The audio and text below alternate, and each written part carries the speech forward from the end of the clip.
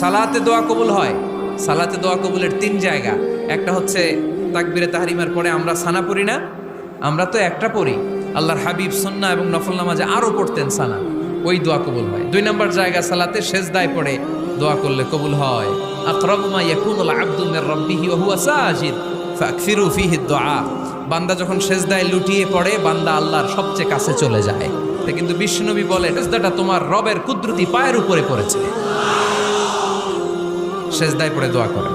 সালাম ফিরানোর আগে বিশ্বনবী দোয়া করতেন, লা ইউসাল্লিমান্না আহাদুকুম হাত্তা ইয়াতাআওয়াযা মিন আরবা'a। আল্লাহর হাবিব বললেন 4 জিনিস থেকে পানাহ না আছে আমার কোন উম্মত যেন সালাম না ফিরায়। তারা যেন পড়ে আল্লাহুম্মা ইন্নী আউযু বিকা মিন আযাবিল কবর, আউযু বিকা মিন আযাবি জাহান্নাম, আউযু বিকা মিন ফিতনাতিল মাহইয়া ওয়াল মামাত, আউযু বিকা মিন ফিতনাতিল মাসিহিদ দাজ্জাল। আল্লাহ কবরের আযাব থেকে বাঁচাও, আল্লাহ জাহান্নামের আগুন থেকে বাঁচাও, আল্লাহ জীবন মরণ